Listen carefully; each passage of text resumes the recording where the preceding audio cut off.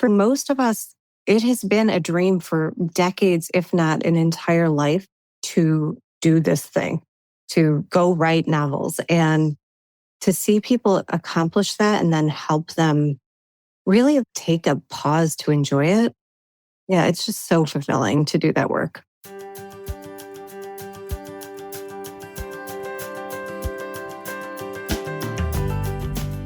Welcome to The Whole Writer, a place where we talk about what it means to show up as someone who's grounded in their voice, in their community, and in their creative path, even when the world tells them to hustle, compare, or conform. I'm Nicole Meyer, a multi-published author and book coach who believes that nurturing the person behind the page is just as important as refining the words on it. In each episode, we'll explore the terrain of writing life with honesty, warmth, and practical wisdom, creating space for you to write from a place of wholeness rather than depletion. Whether you're drafting your first manuscript or publishing your fifth book, you'll find conversation and companionship for the journey here. So settle in, bring your questions and your curiosity, and let's discover together what it means to write and live with authenticity and purpose. Hello, listeners. Welcome on in. Today is very special for me because my guest is a colleague, a friend, and an author whose books I absolutely adore. And before we introduce her and talk about all things being an author and having an author career and fun book releases, I want to read her bio. So Camille Pagán is the Amazon charts and Washington Post bestselling author of numerous novels, including About Last Summer, Dog Person, and Good for You. She's also the founder of Even Better Co. and the host of the Career Novelist podcast. And we will talk about how to find her, but you can find all good things at CamillePagán.com. Okay, welcome, Camille. Thanks, Nicole. I'm so excited to be here. I've had you on the podcast once before, but I was looking back and I think that was over maybe 2 years ago. Oh, that's bonkers. Okay. Well, we have done so many trainings together that I'm like, we talk all the time. I know it. Yeah. We just did a great webinar together, which Yep. I thought that was really fun to do. And you have so much going on. So it's a treat for me to jump into your schedule and talk to you today. Thank you. I'm happy to be here. Okay. So let's start from the beginning because we do have a lot to cover. But I want to, for the rare listener who doesn't know who you are, I would love you to just sort of tell listeners who are new to you a little bit about your author journey and where you are now. So, where to even begin? Like a lot of authors, but not all, I always knew I wanted to be a novelist. And I was told by many people that that was super impractical. And I can see it, but I wanted what I wanted. So after I graduated college with an English degree, I did a postgrad program in publishing and then went to work primarily as a magazine editor in health and psychology because I had studied health and thought for a short minute that I would be a physician. So I went to do that, created a career, transitioned from editing to being an independent journalist, and did that for about a decade. And somewhere in there, a dear friend of mine got very sick. She was diagnosed with cancer, which would ultimately be terminal. And I was pregnant with my daughter. And I thought, well, I better write a book. It's time. Yeah. It was just one of those really, what are we here for moments.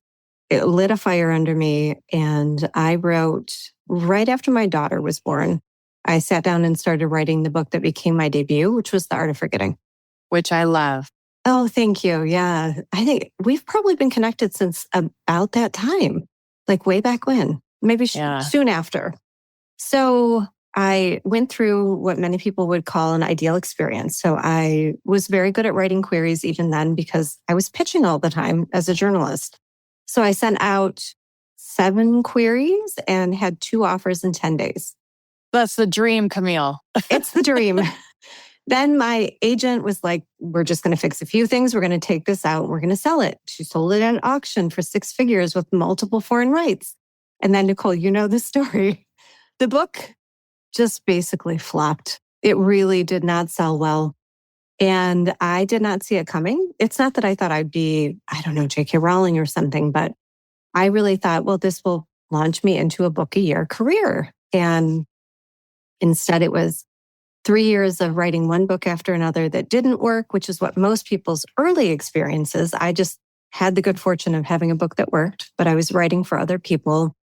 And having my then editor say one book after another, I can't buy this, finally saying, we can't buy anything from you because the sales are really bad. And so I think it was almost 4 years later, I was on a work trip for journalism and I was on a beach in Santa Monica and I had this idea for the book that would become Life and Other Near-Death Experiences. And it was like a lightning bolt in the sky. Went and wrote it, sent it to my agent. She sent it to a bunch of editors. And the one offer that we received was from Lake Union for a fraction of what that first book received as an advance. And the editor who bought the book said, don't worry, you're going to have a career. Just watch. And she was right. And so here I am, 11 books later. I'll have 12 out as of next year, I believe. I can't even count them. I love that you have to take a minute to count how many titles are coming out, but that sounds right to me as well. Yeah. Yeah. So 12 will be in April of 2027. And that editor was right. And my path has been winding like most novelists. The path is not straight almost ever, but I do what I love and I help other authors do that too. Oh my gosh. Every time I hear parts of this story, it just sparks so many questions and also inspiration. But I cannot imagine, Camille, looking back now, what that must have felt like to kind of have the reverse experience happen, where you have this sort of wild enthusiasm for your first book. Yeah. But then to have that sort of halt or struggle or whatever you want to call it before the next publishing deal came along.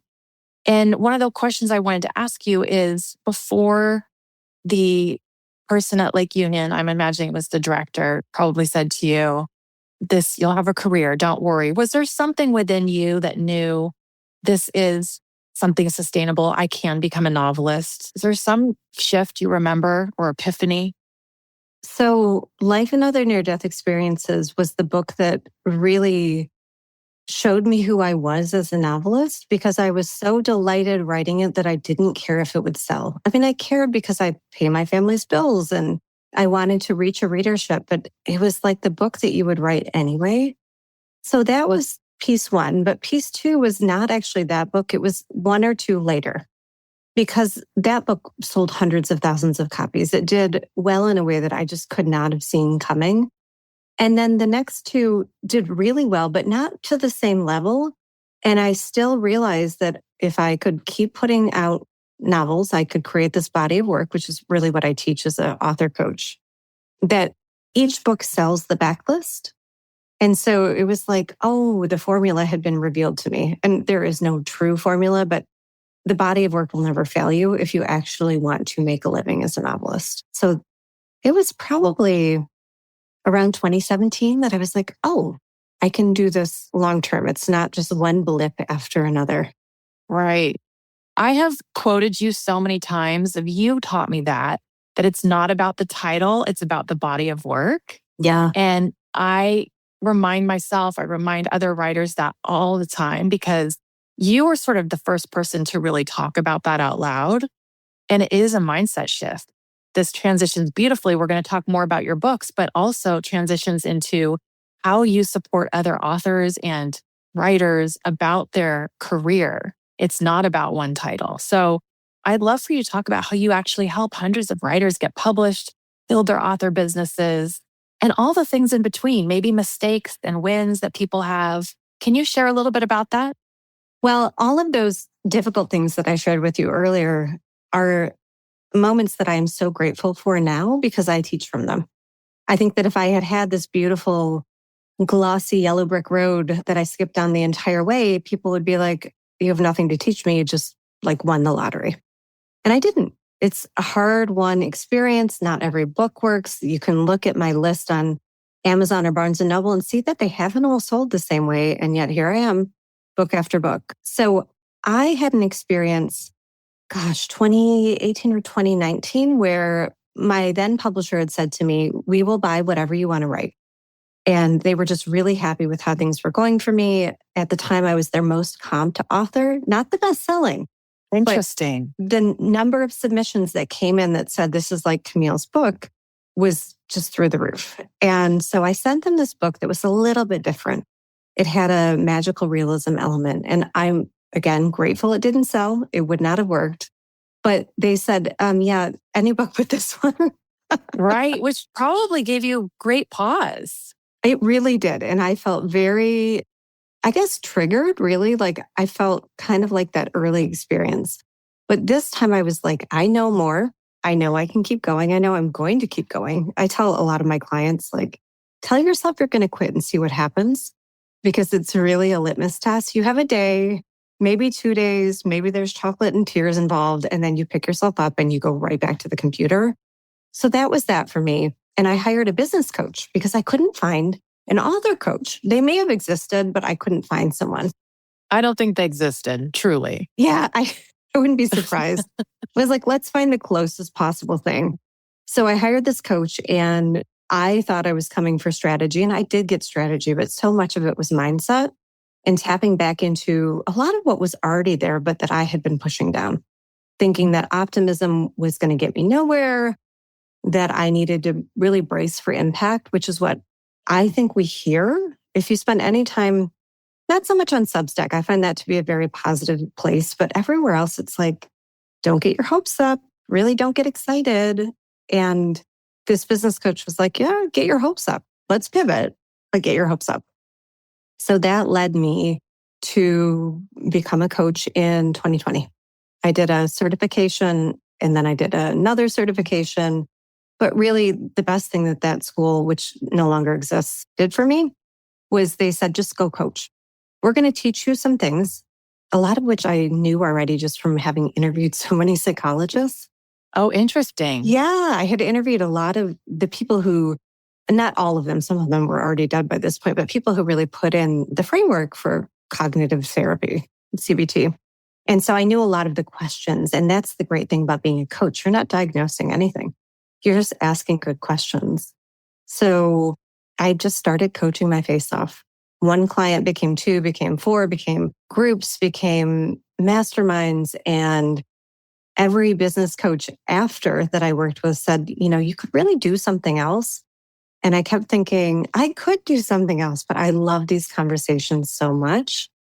And being able to help people, you know, most of us, it has been a dream for decades, if not an entire life, to do this thing, to go write novels, and to see people accomplish that and then help them really like take a pause to enjoy it. Because it's often like, okay, on to the next one. Right. Yeah, it's just so fulfilling to do that work. Oh, so good. Okay, let's stay in that for a minute, because I think people listening who have never been coached or really haven't thought about a career, you know, if you're an emerging author, you're just worried about that title, that work in progress. Mm-hmm. What are some of the patterns maybe you have seen over the years with people you coach on author careers, good or bad? I'm really curious. Well, in terms of what gets in our way, I think most often, and I totally understand this instinct, it is to plan for the worst. You are operating from your plan B the entire time. There's no way this will work. Therefore, I'm going to focus more on this other thing than my fiction. I'm not going to make the investment. And a lot of times I talk about this on my podcast. The investment is not cash. It's actually time. I'm never telling you go take out loads of credit card debt to hire an editor or something. It's, can you invest some of that time? Go to bed early so you can wake up early. Maybe say no to something that sounds fun, but isn't going to get you where you want to go, that kind of thing.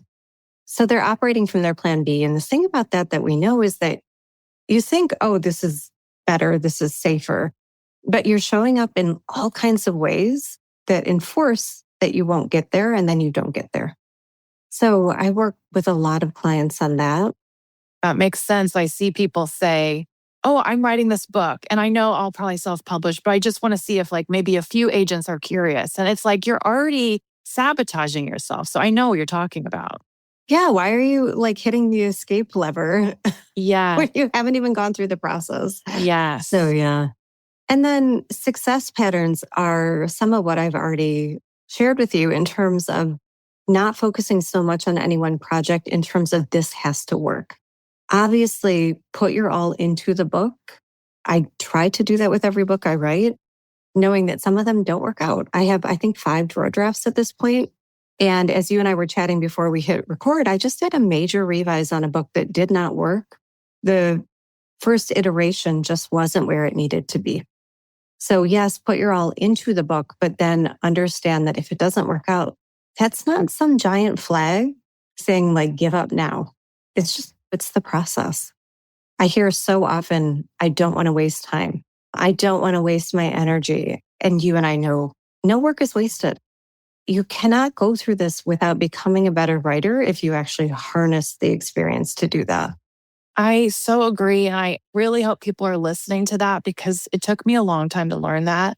And we all know the writer we were last month is not the writer we are today. And you can't get there without doing the work. And whether that means, like you call them drawer drafts, which I love, whether you have those practice novels or not, you really won't get to the next phase unless you keep doing the work, you keep writing.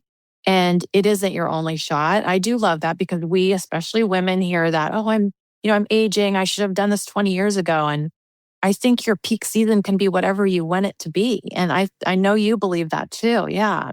Agreed. Yeah, what I love about this, and I have worked with a couple actors who write fiction. It's a different ballgame, right? Like, whenever I'm thinking like, oh, I'll have these thoughts too. It's later than it should be. I wish I'd started even earlier. Nora Roberts was writing at 24 and it took me till 30, whatever. We have these stories we tell. But I think, thank God that I do this thing because you don't age out of it. You can write as long as you want to keep writing. Yeah, absolutely. Mm-hmm. Oh, I really love that. It's a good reframe. Mm-hmm. Okay, so before we jump into your novels, because I'm actually kind of chomping at the bit to talk about your book that's coming out, I do want to just stay one last minute on this thread of reframing things and knowing it's not too late and knowing there are habits that can self-sabotage. Is there something you would tell emerging authors right now that they need, like an ingredient in order to believe in themselves? So my favorite way to look at this, especially if you don't yet have evidence in your own life. So that's often what we're working with. We're like, oh, I have proof that it won't work. It failed before, or I've never done this, or I see these other people in my writing group failing. That's your brain filtering, right? It's cognitive bias. We all have it, and it leans negative. So if you don't yet have the evidence in your own life, you have to go look for it in other people in the positive way. You're seeing all the negative. People are failing. They're complaining about rejections. Go find the person who did what you want to do. And in this day and age, it's all online. So it's very easy to see authors who are doing the kind of thing you want to do. They talk about it. And if you dig deeper, you'll see there's no such thing as an overnight success. Does not exist.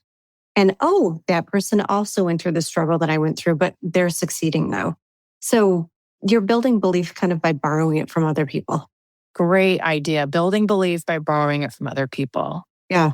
Yeah, that's different from comparison. Yeah. But it's more inspiration. And I'm the kind of person that needs to see something's possible before I can move on it. So I really like that idea. I think that's how we evolved as a species. Like, I'm not going to go out into the field until some nutter does it before me. Oh my gosh. So once I see it, I'll go try it. And that's true. I really still remember being 17. I was with my aunt and uncle in Vermont. They'd taken me on a trip and they were very bookish and they had no children. So they really nurtured me and mentored me. And I was reading Jane Austen and Nora Roberts. And they were kind of giggling, although now I understand that those two authors are closer than we realize.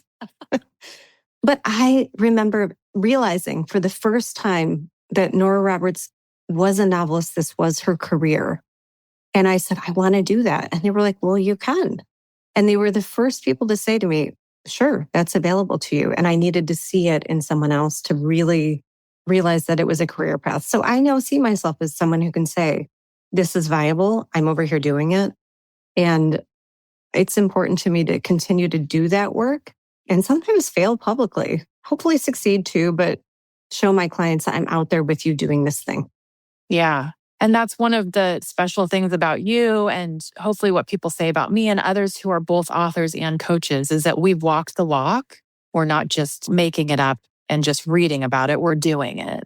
Yeah, it's a very different perspective. It's like when you see someone who is going to tell you how to make money and you realize that you're the product, the only way that they make money is by telling you how to make money. Totally. There's something to working with anyone who's done this thing before, especially if they're showing you the way. There are exceptions. I have worked with editors who really specialize in editing. I think that that is wonderful. And there I'm just looking for that experience. But there is something special about working with someone who's done what you're trying to do. I agree. I totally agree. Okay, we are going to start talking about your writing. And this is something I want listeners to really clue into, especially if you've not published yet, is you're really good about putting your description of yourself as an author into like a 1 or 2 sentence description. Like, I write X books for X kind of people. So will you share with the listeners, what kind of books do you write? So I usually say I write witty novels about love and life's what ifs, but I have recently started saying, only because several of my readers kind of gave this to me, witty love stories that may cause spontaneous weeping. Oh, that's great, actually. Yeah, thank you. That's great. So for the writers listening, it's really important to distill what kind of books you write. You can evolve, it can change over time, but you will get asked this whether you have just written 3 chapters or written 3 books. People on the street, so to speak, will say, what kind of books do you write? And it's really good to have a sort of canned answer, because when you try and describe it when you've never said it out loud, it's really hard. Yeah. And for readers, a lot of them, I know there are a lot of savvy readers out there, but if you just meet someone on an airplane or at a party and you start with genre, you've already lost them. Yep. They just want to know, what's the mood? Like, what kind of mood am I going to be in when I read your book? Yeah, absolutely. I was just on an airplane and someone asked me, but the problem was she said, I don't read books. Oh. And so I thought, okay, how do I? Oh, honey. I just said, yeah. I just said friendship and family, I just tried to keep it real quick. Oh, gosh. Okay, so now that we've talked about the type of books you typically put out, you have a book coming out in April. And tell me the exact date that it's launching. April 7th.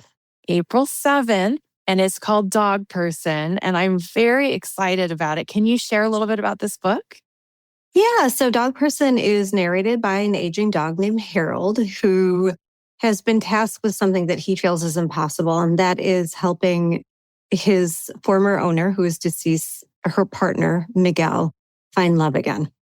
And Miguel owns a bookstore. He owned it with Amelia, who was Harold's owner.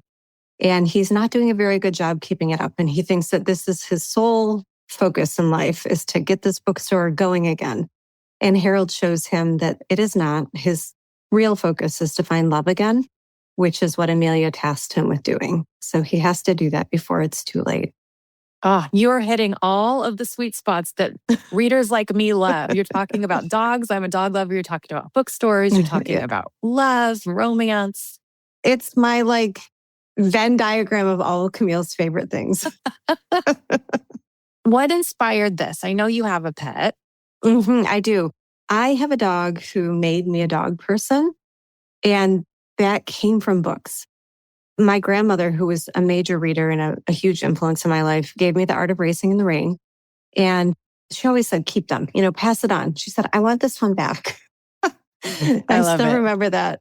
And then shortly after that experience, I read Let's Take the Long Way Home by Gail Caldwell. It's a story of friendship. It's a memoir.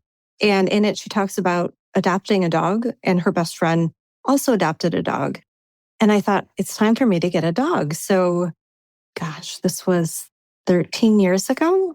I looked online. I found a dog. I thought, she looks really cute. And I've been kind of poking around. And I called the shelter and I said, I have a couple little kids. And they said, great, we'll hold her for you.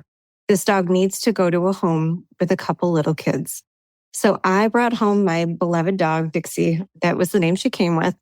And she gets upset when I lock her out during sessions, but she's been at my side ever since. She's my writing assistant. She just, right dog, right time. I am now a dog person, and I was not before. Yeah. And so I imagine there's probably parts of your writing process that you thought, what would Dixie be thinking right now? Oh, all the time.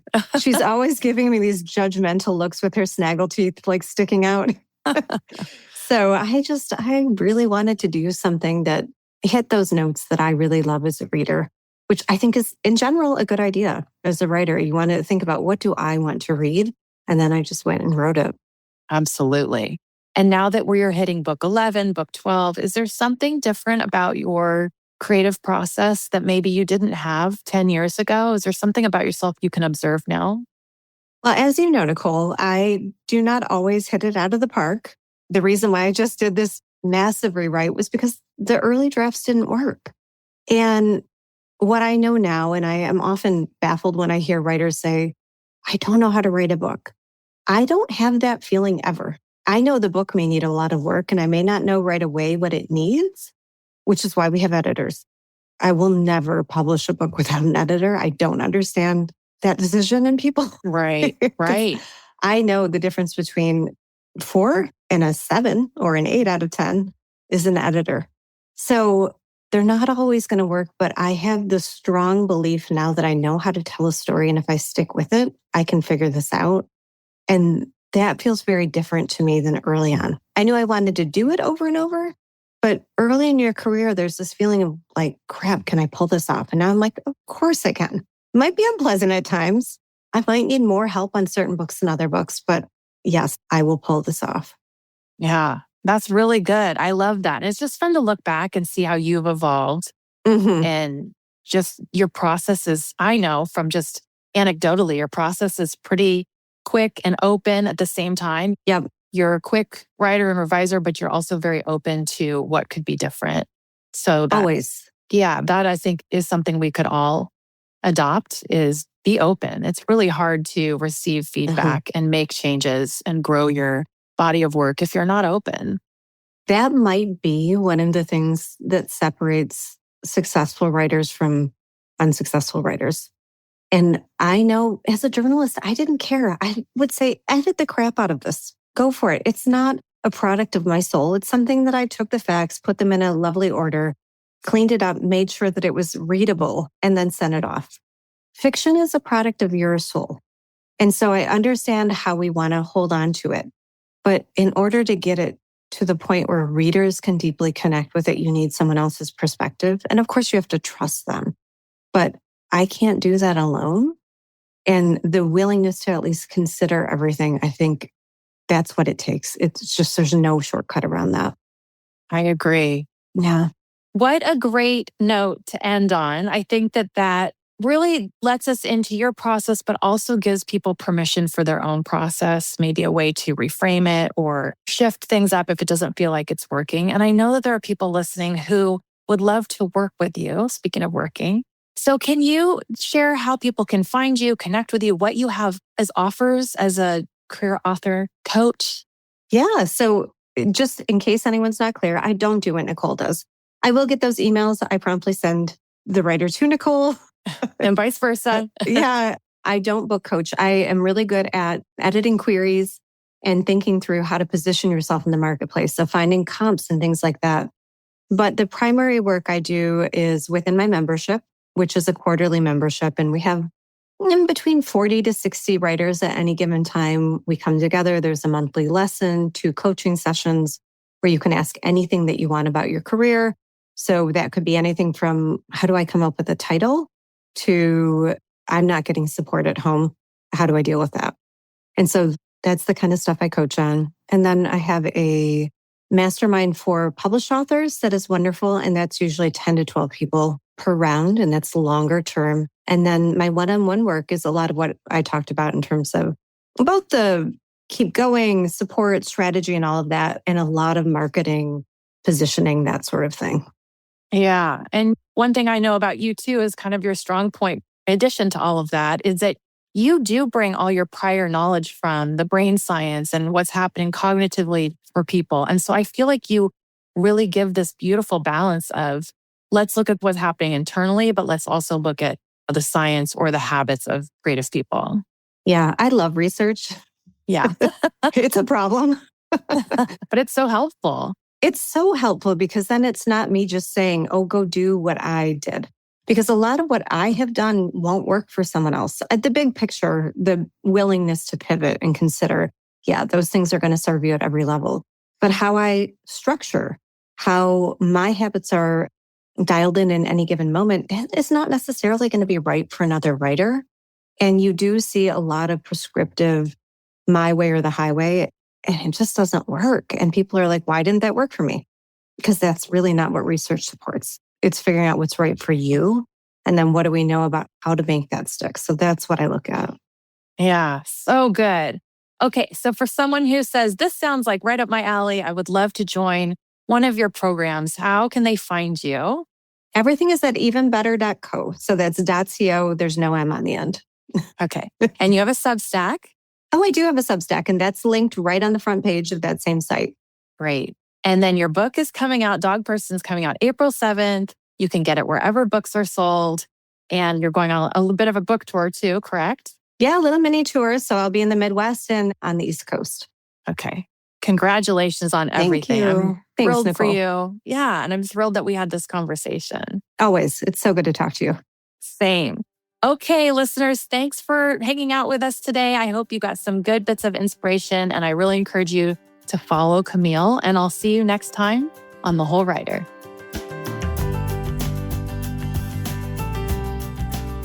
If you want to check out my coaching programs for fiction writers, visit NicoleMeyer.com. That's MEIER. And if you like this episode, I'd love you to take a minute to leave a rating and review for this podcast. This will help more writers like you to discover the show and to get going on their writing journey. Thanks so much for listening. Until next time, happy writing, everyone.